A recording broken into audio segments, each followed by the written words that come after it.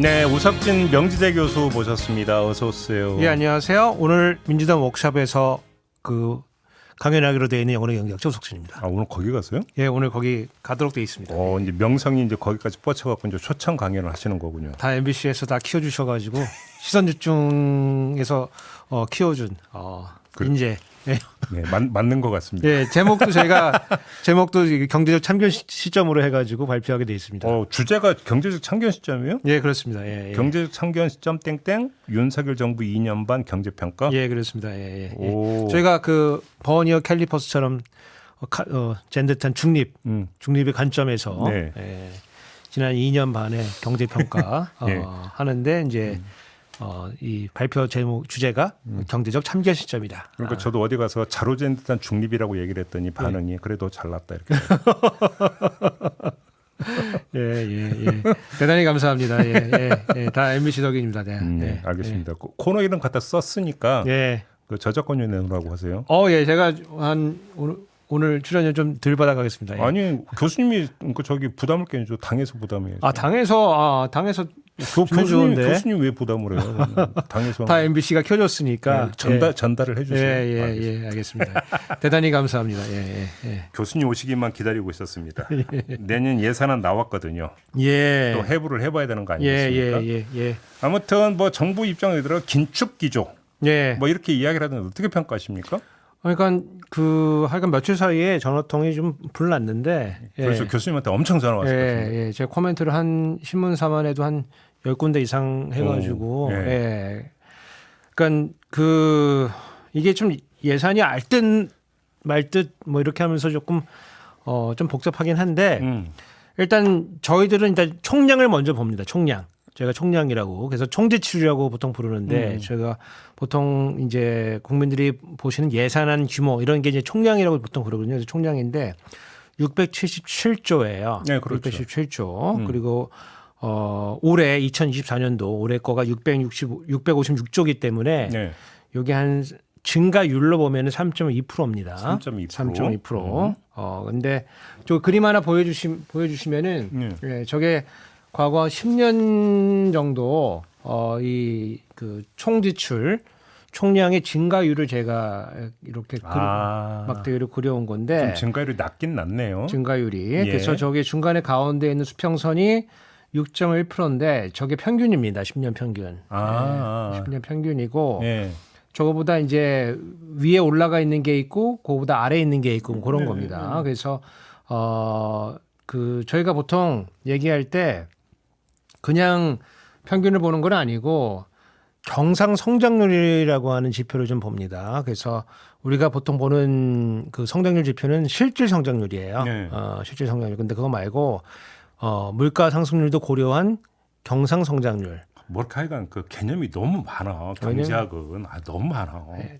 또 뭐 없으니까 이런 거라도 좀 있어야지 또 뭔가 좀 하는 것 같으니까. 그러니까 경상 성장률. 우리가 이제 보통 이야기하는 내년도 경제 성장률이 몇 프로다 하는가 그게 아니고. 그거 아니고 경상 성장률. 우리가 보통 얘기하는 거는 실질 성장률. 실질 성장률이고. 왜냐면 이제 성장률은 우리가 물건을 몇 개 살 수 있냐 이거를 따져야 되기 때문에 실질을 보는 거고. 돈을 따질 때는 저가 앞에 붙은 게 경상입니다. 돈 그 자체를 봤을 때는 이게 정부가 본 게 한 4.5%를 봤어요. 내년에 소득이 4.5% 정도가 늘어난다.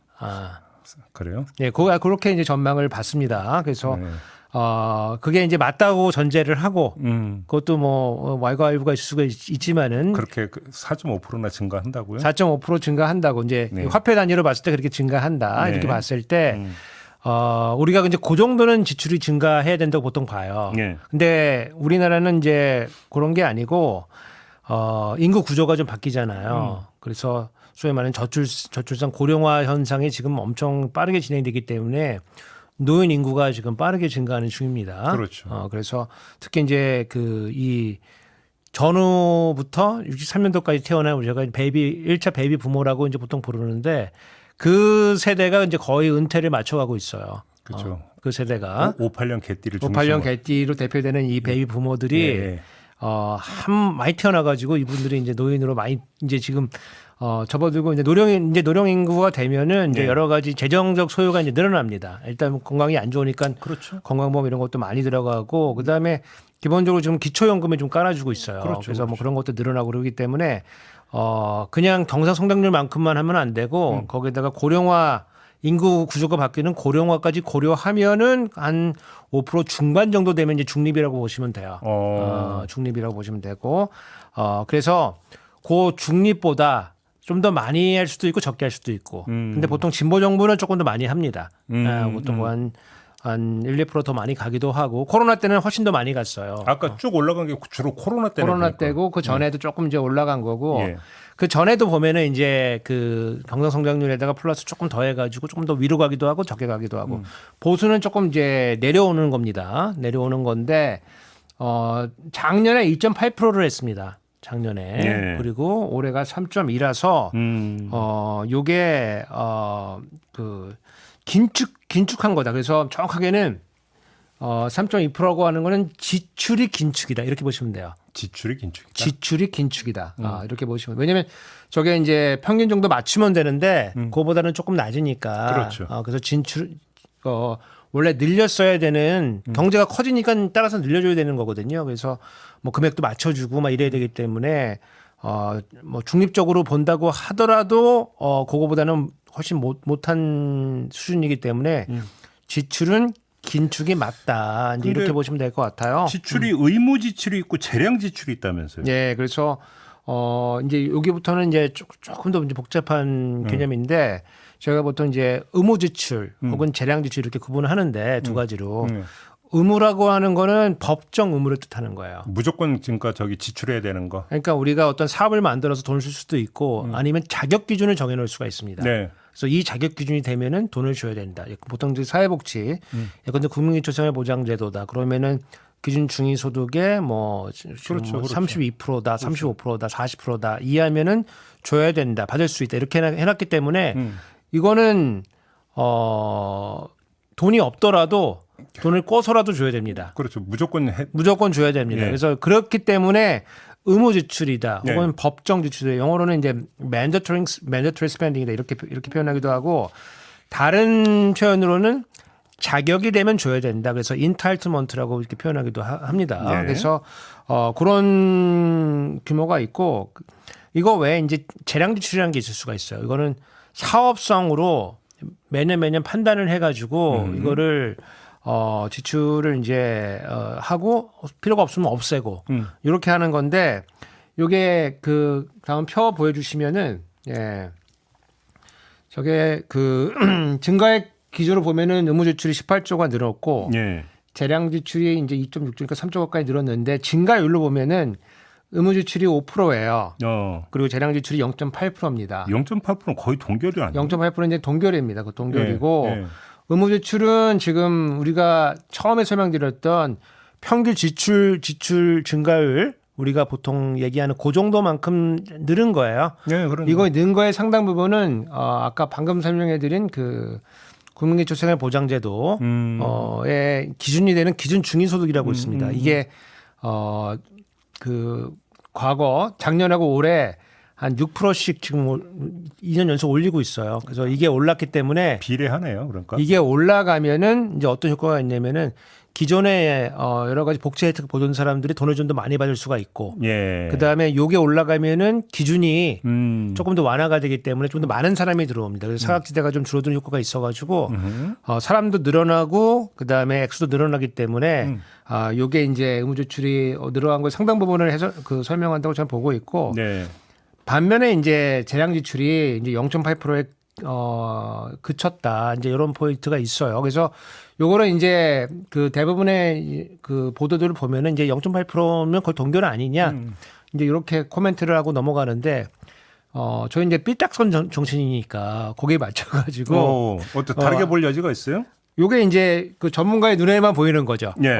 그래서 이제 두 가지 문제점이 있습니다. 하나는 이 윤석열 정부가 이제 내세우는 거에 가장 중요한 거는 건전 재정 아니겠습니까? 그렇죠. 그러면 건전 재정 기조에 봤을 때 뭐를 늘리고 뭐를 줄여야 되느냐 이제 이런 것들이 조금 다른 나라의 이제 구조조정 사례를 보면 알 수가 있는데 우리가 이제 뭐 2010년대 초반에 보면 이제 소위 말하는 이제 남유럽 이제 재정 위기가 터지는데 그렇죠. 그때 이제 뭐 그리스나 이런 나라들이 여러 가지 이제 재정 구조 조정을 하면서 건전 재정을 만들기 위해 노력을 해요. 그걸 우리가 영어로는 이제 피스컬 컨솔리데이션이라고 하는 건데 예.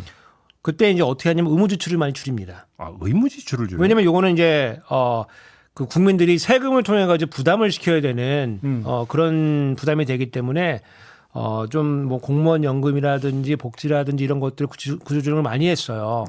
예. 예, 왜냐면 이건 항구적으로 지출이 일어나는 거기 때문에 쉽게 말해 복지를 줄였다. 복지도 줄이고 의무 지출이라는 거를 이제 축소를 합니다.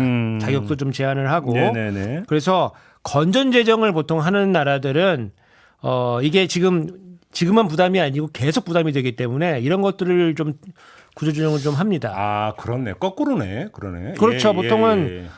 필요할 돈이 있으면 잠깐 쓰고 말아야지 계속 이제 후대까지 계속 이어질 것들은 보통 정리를 좀 하거든요. 네네네. 그래서 정치적 책임을 지고서라도 그것도 정리를 좀 합니다. 그래서 건전 재정이 목표면은 사실은 이게 의무 지출과 재정 지출 증가율이 사실은 반대로 나와야 돼요. 사실은 반대로 나와야 됩니다. 사실 요게 내용상 요게 맞는데 그게 아니고 요게 이제 의무 지출이 많이 늘고 그다음에 재정 지출이 이제 이 정도에 그쳤다는 얘기는 그러면은 요거는 이제 항구적인 지출 소요가 생겼기 때문에 네, 그렇죠. 건전 재정을 추구하는 정부하고는 조금 거리가 멀다. 근데 제가 이 내용이 나쁘다는 건 아니에요. 요거는 이제 우리가 진도를 나가야 되는 건데 이 건전 재정과는 사실 거리가 좀 멀다. 그러니까 이제 의무 지출은 거의 손을 못 대는 의무적으로 지출해야 되는 것이기 때문에 손대기가 힘들다라고 다들 그렇게 생각하는데 그건 아니다라는 거죠. 그러니까. 아니 그러니까 이제 여기도 정치적 책임이 이제 들어가는 거죠, 사실은. 그렇죠. 예, 정치적 책임이 들어가는 거고. 그런데 기초 연구는 조금 이제 늘려가는 부분이 있거든요. 뭐 그런 것도 사실은 계속 가는 거기 때문에 이런 것들은 건전 재정은 좀 거리가 멀다. 근데 건전 재정을 기준점으로 해서 평가하고. 근데 국민 복지나 이런 걸로 놓고 본다면 안 건전. 저는 뭐 이 방향으로 가는 게 맞다고 보죠. 그렇죠.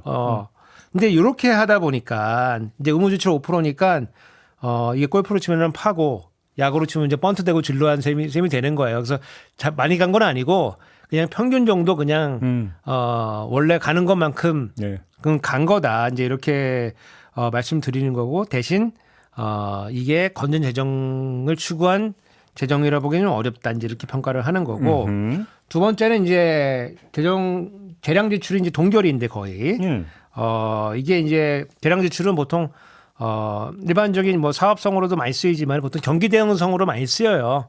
상황 대응이 너무나 그럼 이제 제한될 수밖에 없죠. 그러니까 이제 그 올해도 그 이제 하반기 경제정책 방향 발표할 때 소상공인 자영업자에 대한 뭐 지원 대책 해가지고 거기서 뭐 여러 가지 대책을 내놓으면서 내년 예산에 반영하겠다 뭐 이런 것들이 많이 들어갔었거든요. 이제 그런 것들을 고려하면은 요 재량 지출의 증가 규모가 너무 작다는 거죠, 사실은. 네, 너무 작고 예를 들어서 이제 이번 예산에 뭐가 들어가 있냐면은 내수가 부진하니까 이제 소상공인 자영업자를 특히 뭐 이제 음식업 하시는 분들 지원하기 위해서 배달료 지원해주겠다는 사업들이 들어가 있습니다. 배달료. 그래서 뭐 한 사업장당 한 30만 원씩 해가지고 30만 원을 누구 코에 미치는지 모르겠지만 그래서 그 얼마 전에 배민이 또 올린다고 해서 그 정부의 배달료 지원을 그냥 딱 하려고 하는 거 아니냐. 그때 교수님이 말씀하셨죠. 제가 말씀드렸죠. 그렇죠. 맞아요. 기억나요. 그게 지금 배달료 뭐 30만 원 이제 지원해 주는 건데 30만 원이 뭐 작은 뭐 많지는 않죠. 뭐 없는 거는 낫지만 많지는 않은데 그러니까 요게 지금 이 배달 시장 이 구조로 따져 보면은 요게 이제 배달의 민족으로 들어가서 요게 이제 그 독일로 이제 배당으로 넘어가는 이제 요런 구조가 되기 때문에 의도치 않게 우리가 이제 그 독일의 그 모기업을 지원해 주는 이제 이런 효과가 생기고 그 모기업은 그걸 받아가지고 유럽에다가 공정거래 위반으로 그 과태료를 내게 돼 있다. 뭐 그러니까 이런 말씀 드렸는데 이게 이제 2천억 정도 늘어났어요. 2천억 정도. 그런데 이게 늘어났다면은 단에서 줄였다는 얘기거든요, 사실은. 그렇죠. 그러면 이제 뭐 중소기업 벤처부나 이제 소상공인 자영업자들을 위한 예산 중에 상당 부분 다른 데는 깎여 내려갔다. 이제 이렇게 보시면 될 것 같아요. 그래서 내용은 이제 내용상으로 보면 그렇고 네. 이 예산의 관점에서 보면은 예산은 이제 전체적인 걸 봐야 되니까 이게 지금 이제 3.2%라고 하는 거는 우리가 늘렸어야 되는 한 5% 중반대에 비했을 때는 줄은 거니까 네. 이게 구조조정이 들어간다는 얘기입니다. 지출 그래요? 구조조정이 들어간다는 얘기입니다. 그렇죠. 왜냐하면 늘려줘야 될 거를 못 늘리거나 원래 해야 되는 사업을 없애고 또 새로운 사업도 들어오니까 이제 지출 구조조정을 많이 했다는 얘기인데 네. 기재부 얘기로는 자기네가 24조 구조조정을 했다 이렇게 지금 밝히고 있어요. 그러니까 20조대로 구조조정을 했고 이게 역대급이다 이제 이렇게 말을 하고 있는데 규모는 큰 거는 맞아요. 네. 근데 저는 이제 의심이 가는 게 이 리스트를 지금 공개를 안 하고 있습니다. 네, 그래서 이게 구체적인 사업들이 이제 국회로 넘어와 봐야 예. 어떤 사업이 이제 그 철퇴를 맞았는지 알 수 있는데 예를 들어서 그 광복회 사업 6억 원이 날라가 가지고 어저께 잠깐 진짜 그거 좀 여쭤볼게요. 결산이 안 돼 갖고 지금 그러니까 깎았다는 게 말이 되는 얘기인가요? 그러니까 원래는 결산과 무관하게 사실은 뭐 삭감할 수 있죠.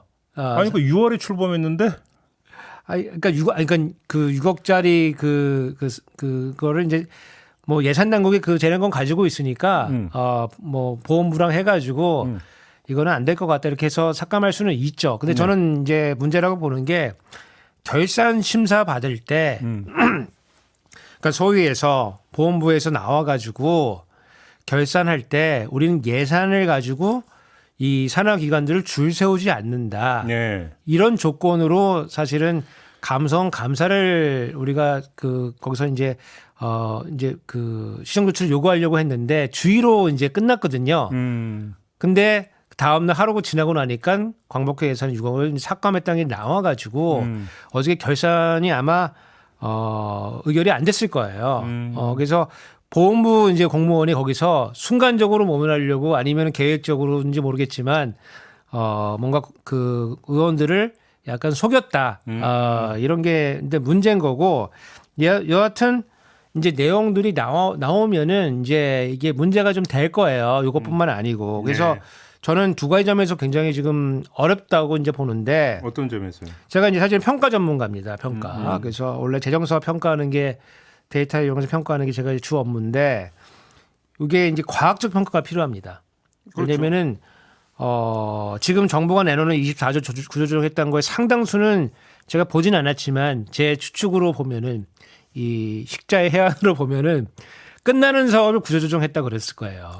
끝나는 건 어차피 끝나는 거잖아요. 근데 우리가 계속 연결을 안 해줬으니까 네. 구조조정 실적에 넣었을 거예요. 그래서 상당 부분 그렇게 넣습니다. 그래요? 네. 멀쩡하게 가던 거를 이제 구조조정 하려고 하면은 뭐 상당히 어렵습니다. 사실은. 예. 그렇게 하려고 하면은 과학적 평가 필요해요. 데이터 기반에서. 과학은 대통령도 되게 좋아하는 단어 아닌가요? 과학은 너무 좋아하시는데 예. 과학 잘 모르시는 것 같더라고요 보니까. 저번에 그 운영이 그 상임위 운영이 하는 거 보니까 성태훈 실장도 나오셔가지고 과학 잘 모르시는 것 같더라고요. 그래서 그래요? 그래서 하여간 문제인데 여하튼 예. 이게 데이터 기반에서 과학적 평가가 필요하고 그래서 그 방법론을 가지고 결과를 가지고 상대방도 납득이 돼야 되는 거거든요. 그렇죠. 이거는 우리가 효과가 없는 거 맞다. 아니면은 효과는 약간 있는데 효율성이 떨어진다. 그러면은 우리가 어떤 식으로든 구조조정을 해야 된다. 그 저 같은 경우가 평가 많이 할 때 보통 이제 부처 사업을 평가를 많이 하게 되니까 이제 결과를 들고 가면은 보통 거기 담당 사무관이나 과장들이 대부분 납득을 합니다. 납득을 하고 우리도 아는데 이 사업이 만약에 구조조정이 되면은 저희가 전체가 다 약간 인사상 불이익을 받을 수가 있어요. 아니면 뭐 우리 부처가 문제가 생길 수가 있어요. 그러면은 요 삭감을 하더라도 약간 조금 규모를 좀 줄이면 좋겠다. 그래서 네. 그거는 이제 예산 시정 내고가 가능한 부분인데 예. 멀쩡하게 진행하는 사업들을 평가해서 죽인다는 게 쉽지가 않습니다. 아니면은 적어도 뭐가 있어야냐면 이거 비리 사업이다. 그러니까 멀쩡하게 광복회 학술원 그 출범한 지 2달도 안 됐는데 왜 깎냐고. 그게 그러니까 그게 이런 경우 아니냐고. 그러니까요. 그러니까 이제 뭐 근거도 없고 예, 그러니까. 근거도 없고 예. 이제 뭐 뭔가 좀 이 사업 진행에 문제가 생겨서 그래서 이제 예컨대 인건비를 누가 빼먹었다. 그렇죠. 뭐 비리가 발생해서 그래서 비리 사업이다. 이러면은 모르겠는데 예. 멀쩡하게 진행되는 사업을 이 구조조정하려고 하면은 그만큼 일관성이 있고 그렇죠. 그리고 중장기적인 계획에 의해서 평가에 의해서 없애야 되는 겁니다. 근데 우리 뭐 R&D 작년에 R&D 예산 삭감하는 거랑 그다음에 의대 정원 문제에서 우리가 쭉 봤듯이 우리 그 윤석열 정부의 그 과학이라고 하는 거는 내가 믿는 과학 뭐 그런 거 아니겠습니까? 너는 안 믿어도 돼. 내가 믿으면 되지. 과학과 믿음이 헷갈리죠. 예. 그래서 뭐 그런 거 근데 그런 게 없기 때문에 지금 굉장히 좀 어려울 거라고 보고 두 번째는 이게 근거가 있더라도 정치력이 굉장히 필요합니다. 이게. 예, 그렇죠. 정치력이 필요하고 그렇게 하면 정치적 리더십이 필요합니다. 네. 근데 지금 지지율 이제 30%에서 왔다 갔다 하시는데 이게 만만치가 않습니다. 이게 내가 우리 사업이 효과도 없고 효율도 떨어지지만 하지만 정치력으로 우리 살아남는다. 그래서 이게 이 부처도 그래서 힘센 장관이 있는 실제 장관이 있는 부처의 사업들은 다 살아남고 그렇지. 예, 힘없는 장관이 있는 부처는 다 삭감되고 막 이런 거거든요. 왜냐면은 기재부에서 아무리 줄인다고 해도 장관이 야 됐어 내가 대통령이랑 독대할게 그러면서 만나가지고 그다 살려갖고 오고 막 그러거든요. 네네네. 그러니까 정치력이 이제 있어야 되는데 이런 거 이겨내려고 하면은 근데 우리 대통령이 뭐 지금 정치력을 그렇게 발휘할 수 있는 상황이 아니기 때문에 상당히 지금 3.2% 지출 증가율을 놔두고서 앞으로 몇 달 동안 상당히 난항이 지금 예상이 된다. 그래요? 예. 알겠습니다. 그래서 당장 그 뭐 법사위에서도 뭐 이런 거 보면은 우리 뭐 너 아니면 뭐 그 뭐 과방위 이런 데서 보면은 그 과방위 대표적인데 우리 그 정동영 의원이 나오셔가지고 방통위 예산 뭐 전부 삭감할 거다 막 그러시잖아요. 그래서 이제 공은 국회로 넘어갔으니까 예. 거기서 펼쳐지는 장면을 봐야 되는데 또 하나 관리재정 수지 적자폭을 2.9%로 맞춘다고 했어요. 예. 이게 이제 건전재정 뭐 얘기하고 재정준칙 나오고 하는 뭐 이 맥락에서 이해를 해야 되는 거죠. 그렇죠. 그래서 제가 지금까지 말씀드린 거는 지출을 말씀드린 거예요. 지출. 그렇지, 그래서 뭐 이제 미디어나 이제 이 국민들 보실 때 지출 증가율이 어떠냐에 따라 가지고 지출이 조금 덜 됐으니까 덜 들었기 때문에 요거는 긴축이다. 네. 이제 이렇게 보는데 경제학자들은 이제 지출 수준도 보지만은 더 많이 보는 게 이제 수지를 봅니다. 수지라고 하는 거는 이제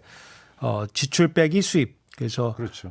돈이 더 많이 나갔냐, 적게 나갔냐, 아니면 수입 빼기 지출 뭐 이런 식으로 해서 보통 그래서 지출이 수입보다 더 많으면은 보통 적자라고 보통 그러거든요. 상식이죠, 그거는. 그래서 보통 적자라고 하는데 예. 그래서 지출이 조금 덜 늘었더라도 이게 지출이 더 많으면 적자라고 하고 그거를 이제 여러 가지 개념으로 수지를 정의를 하는데 우리 정부는 소위 말하는 이제 관리재정 수지라고 하는 거를 만들었었어요. 예. 세계적으로는 이제 통합재정 수지라는 걸 씁니다. 근데 예, 우리나라는 이제 재정 사항이 좀 특수한 상황들이 좀 있어가지고 이제 그 국제기구에 이제 보고할 때는 통합재정 수지를 보고를 하고 네. 우리가 관리할 때는 관리재정 수지를 이제 쓰는 그런 상황입니다. 요게 이제 적자면은 우리가 확장이다 이제 이렇게 표현을 합니다 보통은. 그렇죠. 적자니까 이게 흑자면은 이제 흑자면은 이제 긴축적이라 표현을 하는 겁니다. 그래서 이제 우리나라 적자 규모는 지금 내년 예산 기준으로 보면은 지금 2.9% GDP 대비 2.9% 지출이 더 많은 상태입니다. 예. 그래서 사실은 기술적으로 보면은 지출은 긴축이지만 전체 수지로 보면은 예산은 확장적이다. 이제 이렇게 보는 게 맞아요. 예.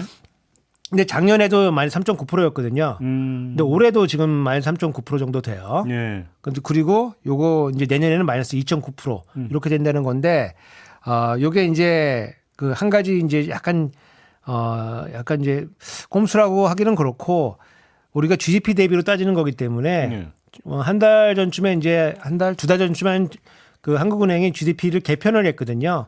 그래서 GDP가 늘어났어요. 예. GDP 왜 늘어났냐면은 이제 우리 소득이 늘어난 건 아니고 예.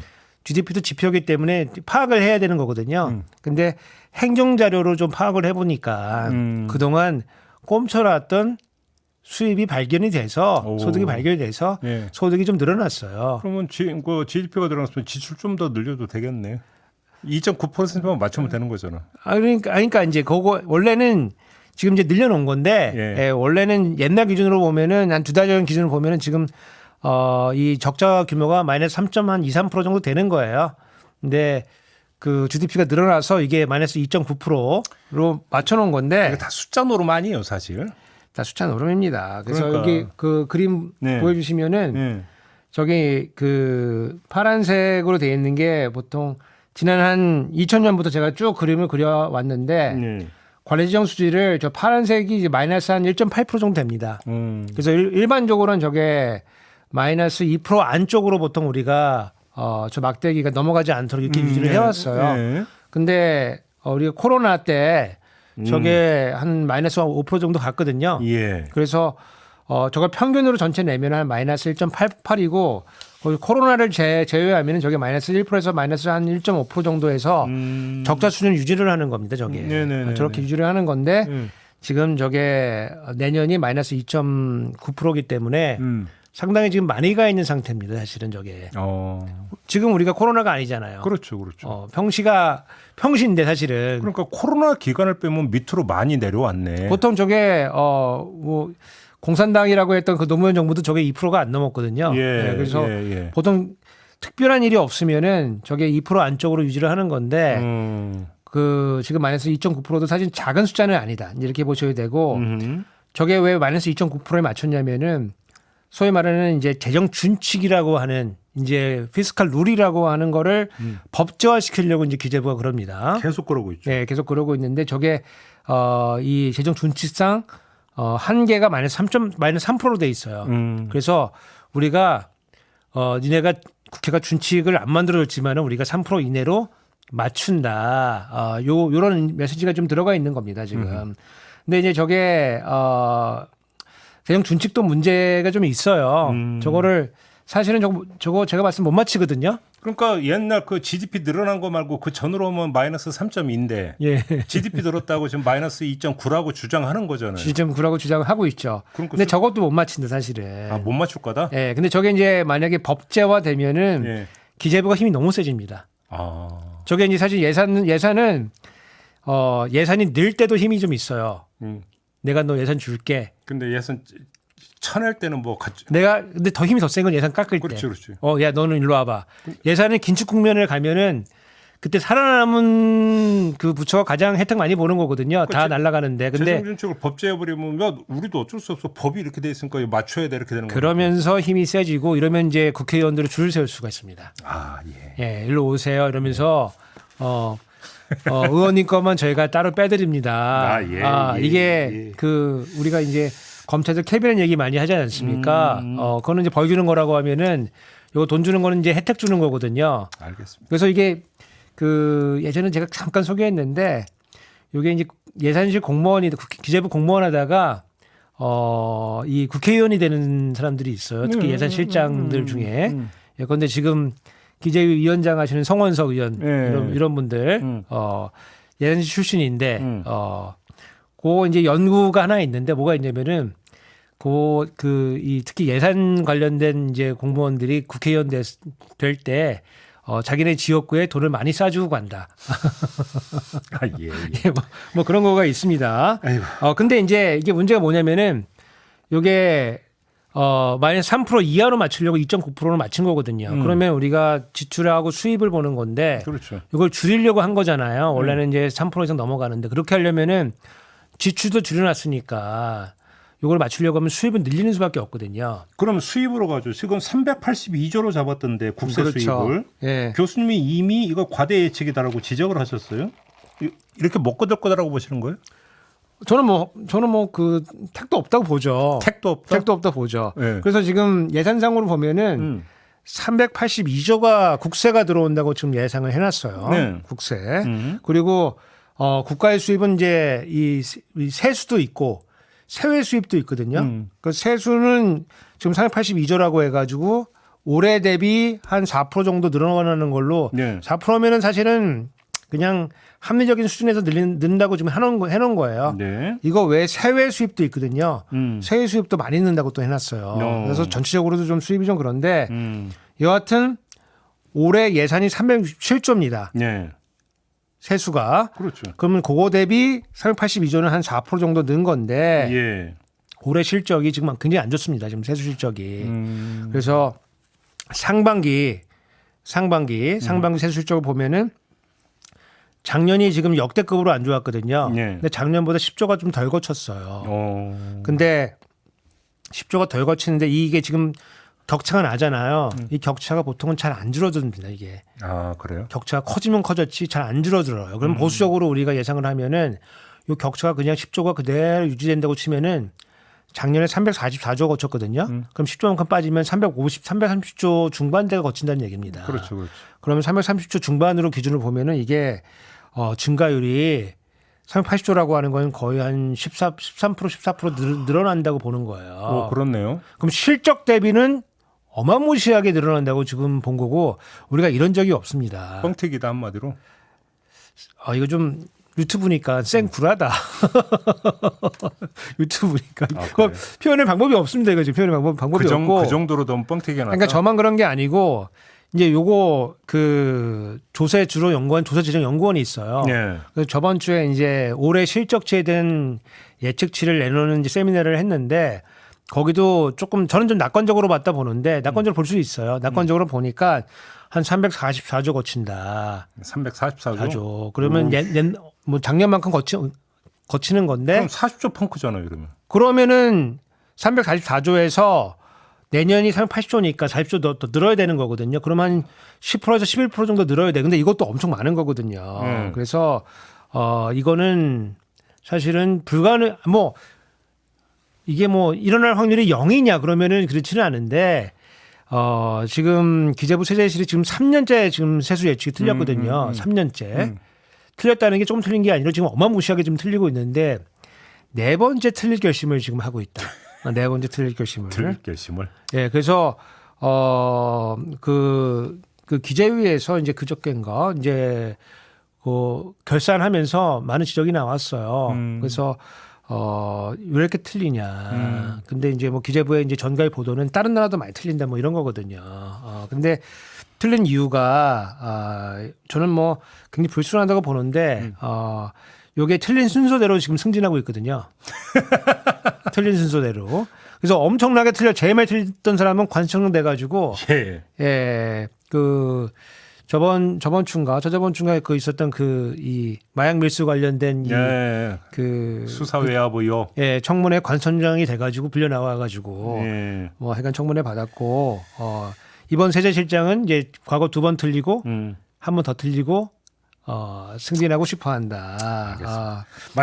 이게 더 웃긴 게 뭐냐면은 이게 이제 5년 그 전망치를 내놔요. 그래서 보통은 이게 한 4%에서 5% 그 사이를 증가한다고 보통 그 전망치를 매년 그렇게 해서 쭉 이어서 내놓거든요.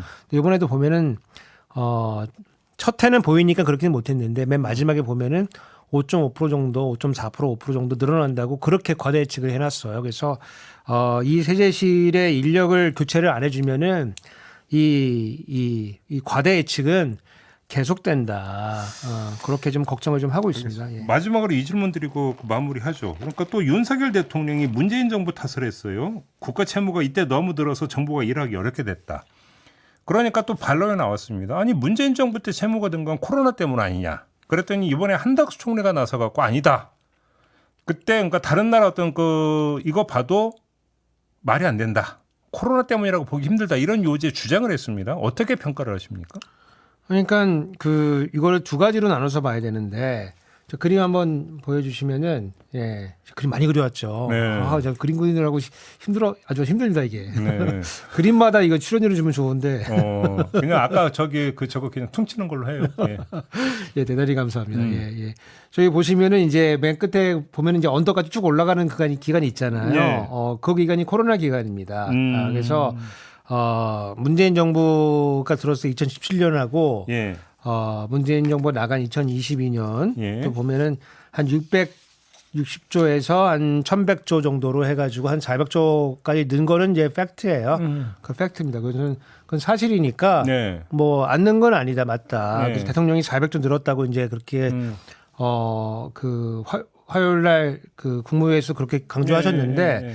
요거는 이제 맞는 사실이죠. 맞는 사실이고 다만 요거를 조금 나눠볼 필요가 있다. 증가율로 보게 되면은 문재인 정부 이전 박근혜 정부 때 어땠는가. 그다음에 문재인 정부 때 코로나 시기 전까지는 어땠는가. 네네네. 왜냐면 그거는 이제 정상적으로 운영을 한 거니까. 그렇죠, 그렇죠.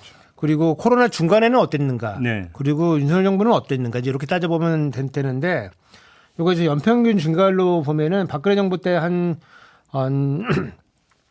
7.9%로 계산이 되는데 연평균 증가율이 한 7% 중반에서 8%까지 그렇게 막 늘어났었습니다. 채무 증가율이? 네, 채무 증가율이. 왜 그랬냐면은 지출 증가율 자체는 많지가 않은데 저게 이제 MB 때 감세를 많이 해서 세금이 많이 안 들어왔습니다. 예. 그래서 이 국고채를 많이 발행할 수밖에 없었고 다행히 박근혜 정부 때 이 재정상으로 보면은 이 과세 기반을 탄탄하게 해놨어요.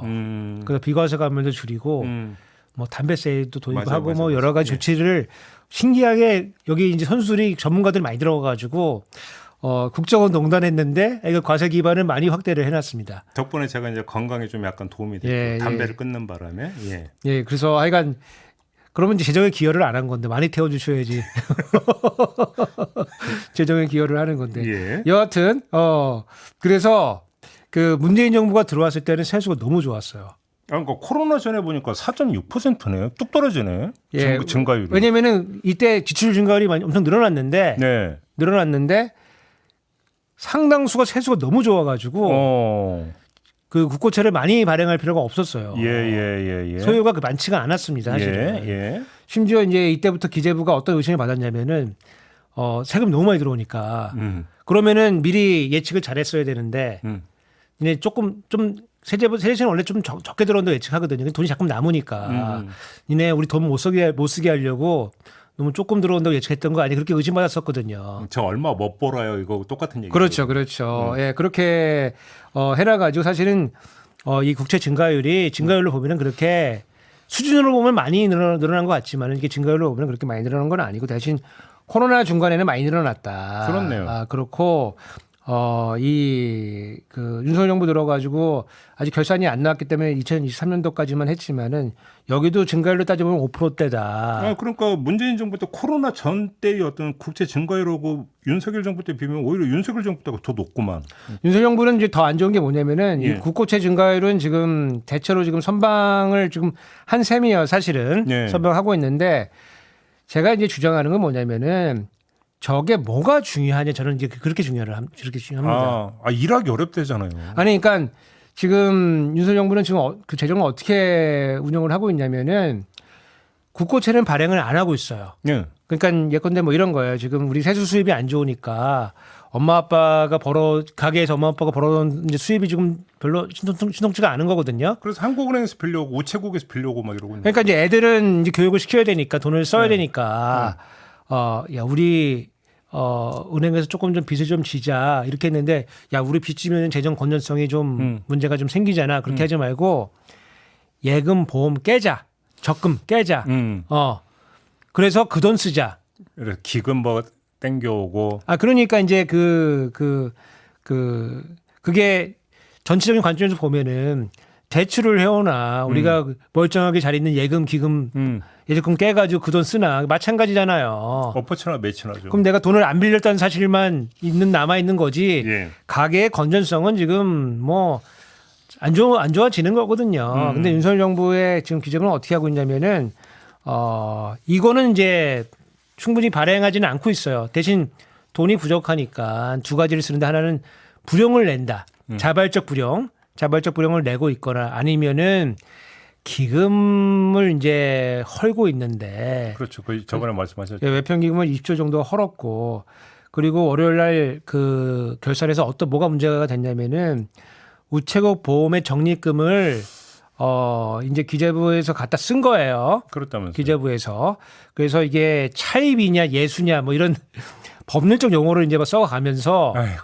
왜냐면 이제 이게 차입이 되면은 민간으로부터 차입이 되기 때문에 이러면 이제 이건 돈 빌린 거기 때문에 요거는 국가 부채에서 이제 그 규정하는 여러 가지 규정에 이제 들어와야 되는 거거든요. 당연히 채무죠. 그게 아니고 요게 기금 내 정부 돈 내에서 돈이 왔다 갔다 하는 거면은 요게 이제 예수금이 돼 가지고 요게 이제 그 정부 내 거래로 되기 때문에 요게 이제 사실 규제를 많이 안 받아도 돼요. 그래서 요거 사실 법률적 용어거든요. 사실은 그것도 차입이냐 예수냐 뭐 이거 국민들이 뭐 알 필요 뭐가 있습니까 사실은. 그것도 숫자 노름 장부 노름이죠. 장부 노름입니다. 그래서 이차관이랑 뭐 거기 의원들이랑 뭐 엄청 싸워댔는데 그래서 제가 보는 안타까운 건 뭐냐면은 완전히 이제 상임위가 법정이 다 됐어요. 모든 상임위가 다 법정입니다. 법정.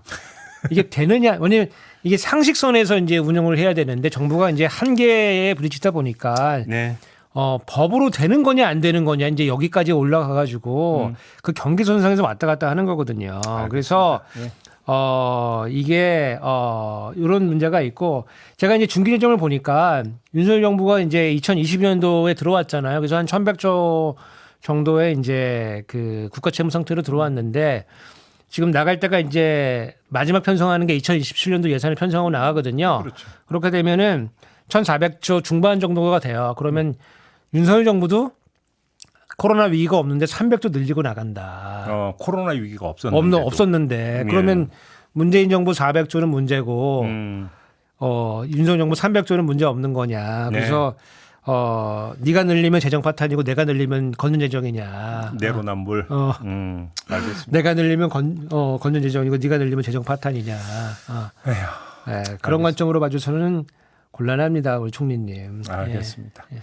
오늘은 좀 뭐 내년 예산 한번 쭉 해봐야 보는 시간으로 좀 꾸며봤고요. 자, 이렇게 좀 마무리를 하도록 하겠습니다. 가서 강연 잘하시기 바라고.